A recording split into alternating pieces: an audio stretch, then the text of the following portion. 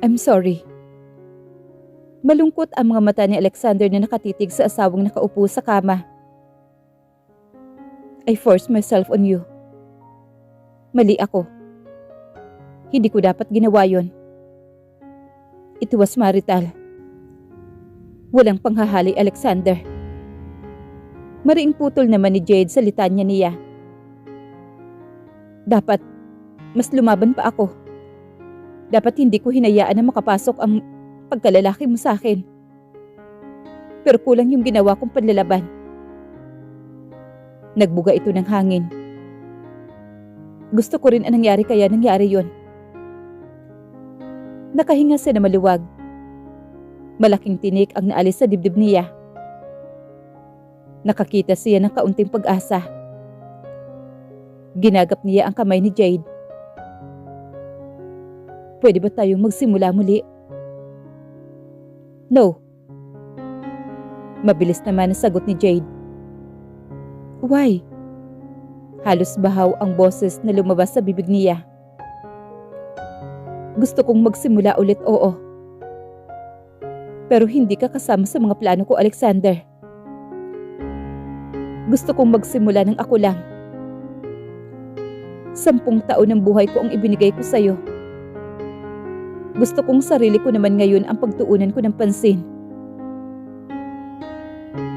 Gusto kong bumalik sa dating normal na buhay ko.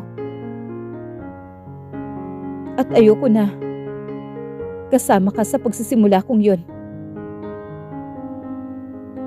Gusto niyang dakutin ang kanyang dibdib sa sakit na nararamdaman dahil sa sinabi ng kanyang asawa. May gumuhit na sakit sa dibdib niya. Isang sakit na hindi niya maarok ang lalim at hapdi nito. Isang sakit na tila ba kakainin siya ng buhay. Ano ang kailangan kong gawin para mapatawad mo ako, Jade? Tumitig sa mukha niya si Jade. Bakit mo ginagawa ito, Alexander? Ano na namang laro ito? Pareho naman nating alam na hindi mo ako mahal. Mahal kita. Mahal kita. Mabilis na bulalas naman ni Alexander. Alam kong mahirap paniwalaan. Alam kong hindi ka maniniwala na mahal na kita, Jade. Nag-init ang sulok ng mga mata ni Jade. Dahil ba sa papa mo kaya ginagawa mo ito? Dahil ba gusto niyang maayos ang pagsasama nating dalawa? No. Wala akong pakialam sa gusto ng papa. Wala akong pakialam kung ano ang gusto niya mangyari sa ating dalawa. Pero ang gusto ko, Jade, gusto kong bumalik ka sa akin. Gusto kong buuin ang pagsasama natin. Bumuntong hininga naman ang babae at nag-iwas ng tingin sa kanya. Kung sana, madali lang ang paghilumin ang sugat na nilikha mo sa puso ko, Alexander. Naubos yung respeto ko para sa sarili ko. Dahil sa matinding pagmamahal na ibinigay ko sa'yo. Hayaan mo bumawi ako. Babawi ako, Jade. Pagmamakaawa niya sa asawa. Naroon ang desperasyon sa boses niya. No. Kailangan gawin ko itong mag-isa. Binawi ang kamay na hawak pa rin pala niya. Nasaan na ang maleta ko? Iiwanan mo ako? Sana ay maintindihan mo na ginagawa ko ito. Hindi para saktan ka. Kundi para muling buuin ang sarili ko. Laglag ang kanyang balikat sa sinabi nito. What do you want to happen? Walang kailangan magbago. Mamuhay ka katulad ng dati. Kung ano yung ginagawa mo, gawin mo pa rin. Katulad na katulad nung hindi ka pa bumabalik sa San Ignacio. At manatili sanang lihim ang tungkol sa ating dalawa. Habang inaayos ko pa ang buhay ko. You can file an annulment anytime if you want. Pipirma ako, Alexander. Walang annulment, Jade. Dahil maghihintay ako. Kahit na ilang ulit mo nang sabihing hindi mo na ako mahal. Pero umaasa pa rin ako na may isang parte ng puso mo ang nakalaan pa rin sa akin. Tumango ito at inayos na ng tuluyan ang mga gamit nito. Nakakuyom ang mga kamao ni Alexander sa manibela ng sasakyan, habang matiim na nakatitig sa asawang pinapasok ang mga gamit sa inupahang apartment, habang siya naman ay nakaparking lang sa hindi makikita ni Jade. Tama ba itong ginagawa niya? Sabi ng isip niya. Muli niyang kuhanin ang asawa at ibalik sa penthouse niya. Humiyaw man ito o magpapalagman sa gagawin niya. At sabi ng isang isip niya, hayaan na niya ang kanyang asawa at mamuhay siya muli ng katulad ng dati. Pero ang puso niya ay nagsasabi na suportahan ang gusto ng asawa. Paniwalaan niya ito at irespeto kung ano man ang gusto nito. Napabuntong hininga siya. Ngayon niya siguradong sigurado kung gaano niya kamahal ito. Mahal niya ang kanyang asawa. At sana lang, muling bumalik ang pagmamahal nito para sa kanya. Yung dating nawala, ay sana ay muling magbalik. Dahil mahal na niya ang kanyang asawa. At para lamang ito sa kanya. Para sa kanya tama lang ang sakit na nararamdaman niya ngayon. Ay wala pa iyon sa kalahati ng sakit na idinulot niya kay Jade noon. Bumuntong hininga siya at patuloy na sinundan ng tingin ang maliit na figura ng kanyang asawa. Gagawin niya ang lahat para mapaibig niya itong muli. At nananalangin siya na sana ipagbigyan siya sa pangalawang pagkakataon. Nakatitig sa painting si Alexander na nakasabit sa pader ng opisina niya. Ang painting na gawa mismo ni Jade. Pinagmasdan niya ng maigi iyon. A pictures of the sun rising of the mountain. Nakapalibot sa araw ang 4 na buwan. Sa baba ay may nakasulat na identify. But the I did not look like the letter I. Tingin niya ay numero 1 iyon. Alam niya may ibig sabihin ito at iniisip niya. One day, sambit niya sa numero 1 at isang imahe ng araw. Identify. 4 moons. Forget you. I forget you. Natigilan siya. One day, I will forget you. No. Mariing kinabahan naman si Alexander. Tama ba siya? Iyon ba talaga ang mensaheng nakapaloob sa painting ng asawa na para sa kanya? Napaungol siya at isinandal ang likod sa swivel chair. Mariin niyang naipikit ang mga mata. Hindi siya papayag. Gagawin niya ang lahat para bumalik lang ang dati nitong nararamdaman para sa kanya. Hindi niya hahayaang mawala si Jade sa kanya. Tahimik niyang sambit. Mr. Valiente, excuse me. Pukaw ng sekretarya sa paglalayag ng diwa niya. Kumunot naman ang noo niya. Hindi sa kanya pamilyar ang babae. Akala niya ay ang sekretarya niya ito. Who are you? Malamig niyang tanong sa babae. I'm your new secretary, sir. What happened to my old secretary? She filed her resignation effective today. What? Uminit naman ang ulo niya. Paano nag-resign ang sekretarya niya nang hindi niya alam? Wala akong pinirmahan na separation letter. Mariing sigaw naman niya sa babae. Napaigtad naman ang babae. Ang papa po ninyo ang nagbigay ng approval, sir. Ang amo nyo rin ho ang nag-assign sa akin dito. Hinayo niya ng tingin ang babae mula ulo pababa. She was gorgeous, sexy, and sounded smart. Ano naman ang gustong palabasin ng papa niya? Sinusubukan na naman siya ng kanyang ama. Hiyaw ng isang bahagi ng utak niya. Lihim siya na paungol. Nakarating na ba rito na naghiwalay na sila ng tirahan ni Jade? Lalo lang pumintig ang sentido niya. Hindi na siya kailangang pang-ites ng kanyang ama. Lunod na ang isipan niya sa kakaisip sa kanyang asawa. Mula nang umalis ito sa kondo niya, ay wala na siyang ibang iniisip kundi ito lang. Ayusin mo ang gamit mo. Ililipat kita ng ibang departamento. Malinaw ang pagtutol sa magandang mukha ng babae. Pero ang papa mo, hindi ako ang papa. Kaya ayusin mo na ang mga gamit mo. Tumaas naman ang isang kilay nito. Natatakot ka ba sa akin, Mr. Valiente? Ang lakas ng loob mong sabihin sa akin yan, miss. Tumalim naman ang mga titig niya sa babae. No, I'm not afraid of you. Kung ang ibig mong sabihin ay natatakot akong maakit sa'yo, ang sagot ay hindi rin. Hindi ako ganun kadali na maakit. Lumambot naman ang ekspresyon sa mukha nito at pumungay ang mga mata. Lumapit ito sa kanya at tinawakan ang kanyang kamay. Binawi niya kaagad ang kamay. Get out! Mr. Valiente, get out!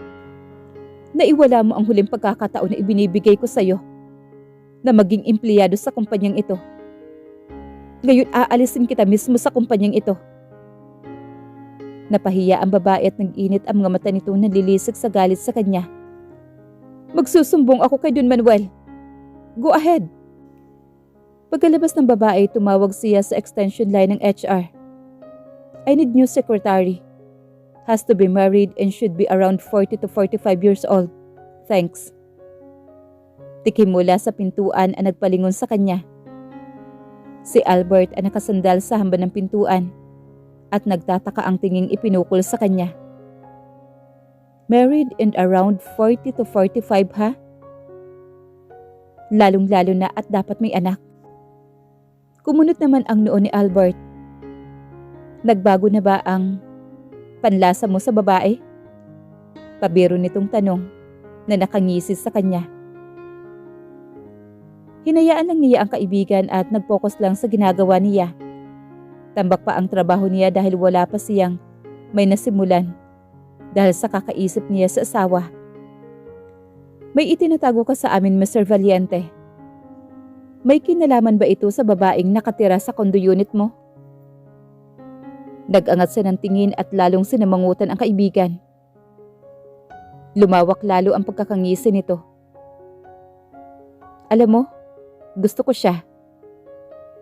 Wag na wag kang lalapit sa kanya kung hindi papatayin kita. Walang pagdadalawang isip na sabi niya sa kaibigan. Gusto mo ba siya? Kayo na ba? Tumiim lang ang mga labi niya. Gusto niyang sabihin dito na asawa niya ang babaeng balak nitong pormahan.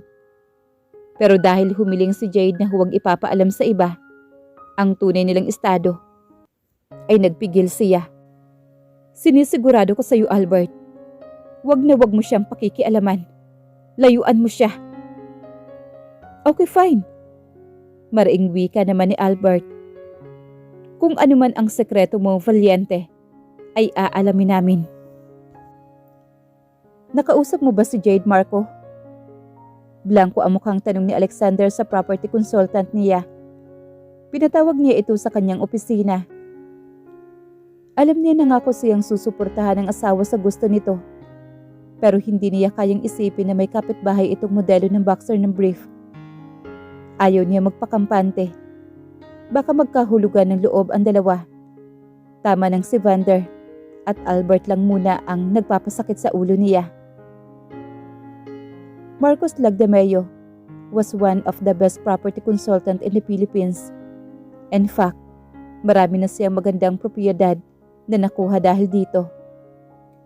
Gusto niyang lumipat si Jade ng bahay kung saan mas malapit sana sa kanya para kahit marami siyang trabaho ay magagawa niyang puntahan ito. Isa pa, Nalaman niyang may kapitbahay din itong may hit sa NBI at may isang record sa police station. Dahil sa kanyang source at nagpa-under surveillance siya, kaya masisira muna ang mundo bago niya hayaang doon tumira ng tuluyan ang asawa. Palihim niyang kinausap ang may-ari ng bahay na inuupahan nito. Binayaran niya ito para lang sabihin kay Jade na kailangan na nitong bakantihin ang bahay dahil ipapaggiba ng anak nito para kunyari ay gawing sari-sari store. Pagkatapos ay disimulado nitong inirekomenda si Marcos Lagdameo kay Jade. Doon na nagsimula ang transaksyon ng dalawa. Sabihin na nga siyang manipulative, pero wala siyang pakialam. Gusto lang niya ng lugar na safe ang asawa niya at walang modelo ng boxer ng brief. Yes, Mr. Valiente. Lilipat na siya sa bagong bahay niya sa Sabado. Bumuntong hininga naman siya. Every time na nagsasalita siya ng tungkol sa asawa, lumalarawan ang pagmumukha nito sa kanya. Anong sinabi mo sa kanya? Formal pa rin niyang tanong rito. Tuwid na tuwid ang pagkakaupo niya at ang magkabilang kamay ay magkasalikop sa ibabaw ng desk. Nakasuot rin siya ng formal coat. Lahat ng inuutos niyong sabihin ko. Sabi ko, 5,000 lang ang reservation. 5,000 lang ang equity. 2 bedrooms. Iyon at pwede nang lumipat ka agad. Tumango naman si Alexander. Hindi naman ba siya naghinala sa'yo? Ang totoo, sir. Naghinala nga si Miss Jade. Ang daming tanong. Bakit daw masyado namang mura? 150 square meter na daw ang area. At 80 square meter naman daw ang floor area. Malapit na sa entrance ang inialok ko, kagaya ng sabi nyo. Is the house fully furnished? Like what I said? Nag-iwas ng mukha naman ang property consultant at hindi umimik sa kanya. Marcos, sambit naman niya sa pangalan nito. Imposible na kasi ang gusto mo, Mr. Valiente. Fully furnished po at monthly na nasa 6,000 lang. Rent-on pa. Hindi naman po yun kapani-paniwala. Kumuyom naman ang mga kamao ni Alexander. Hindi ba kung ano yung sinabi ko sa'yo? Yun ang dapat mong kunin para sa asawa ko. Babayaran ko ang lahat, Marcos. Ang ibabayad ni Jade ay bonus na lang sa inyo. Mahirap mang ibigay ang gusto ko. Pero sir, wala akong pakialam kung anong gusto mo at kung ano ang imposible. Ang trabaho mo ay kumbinsihin mo si Jade. Malakas na sigaw niya rito. Nagiigting ang mga panga niya. Napasinghap naman ang lalaki at wala sa loob na napahawak sa leeg. I'm sorry, Mr. Valiente. Aayusin ko po ito. Do not disappoint me. Pwede ka nang lumabas. May kakausapin pa akong tao. Tumango naman si Marcos at nagpaalam. Pinindot niya ang extension line ng kanyang sekretarya. Papasukin mo na si Mrs. Castro. Ang pumasok na Mrs. Castro ay babaeng nasa 40 na ang edad. Nakapusod ang buhok nito at formal na manamit. Iminusyo niya ang upuan sa harapan ng lameseta nito. Sit down. Thank you. Hindi na ako magpapaligoy-ligoy pa. 5 beses nakipagkita sa'yo si Jade ng nakaraang linggo. Why? Business. Gusto niyang rentahan ang isang unit ng building na pagmamay-ari ko. Tumaas sa magkabilang kilay naman niya. Rent? For what? Turn it into an art shop for her collection. Art collection? Alam niyang nagpipinta ang kanyang asawa. Pero hindi niya alam na seryoso ito sa bagay na iyon. Paintings? Yes, and more. Hand-painted bags and purse. Nagulat naman siya sa sinabi nito. He had no idea na nagpakasal pala siya sa very talented na babae. For one, Jade was great horse rider. Reyna ito ng San Ignacio. At ngayon ay madidiscover niya ang pagpipinta ay hindi lang pala nito libangan. May kontrata na ba kayo? Umiling naman ang babae sa kanya. Hindi kami magkasundo sa bayad. Magkano ba ang renta sa space na gusto niya? Sa buong taon. Sumungaw naman ang gulat sa mukha ng babae. Seryoso po ba kayo, Mr. Valiente? I hate joking, Mrs. Castro. I wouldn't have requested for you if I only want to throw a few jokes to you. Napaka-busy kong tao. Tumango naman ang babae sa sinabi na hinihingi nitong halaga. Ako ang magbabayad, Mrs. Castro. Dudublihin ko. Basta sisiguraduhin mo lang na magiging sekreto ito. Napatingin sa mukha niya ang babae pero walang maapuhap na sasabihin. Bigyan mo siya ng pinakamababang presyo. Ang kakayanin niya lang bayaran. Ako ang magbabayad sa totoong halaga. Bakit ginagawa mo ito? Kaano-ano niyo po ba si Miss Jade? Bariin siyang napatingin sa babae. That's none of your business. Malamig na wika naman ni Alexander. Itinaas niya ang kamay bilang senyales. Natapos na ang pag-uusap nila. Nang mapag-isa siya ay isinandal niya ang likod sa swivel chair. Matiim na nakatitig sa painting na nakasabit sa pader.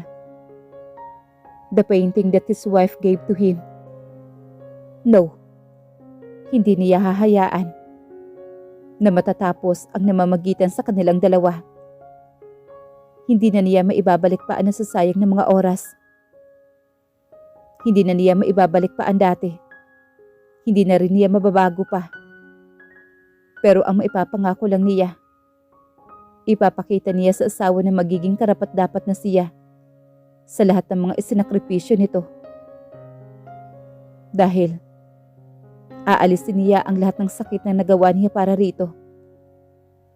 Pero mahabang proseso ang paghilom at nakahanda siyang pagdaanan ang bawat hakbang para muling mabuo ang kanyang asawa.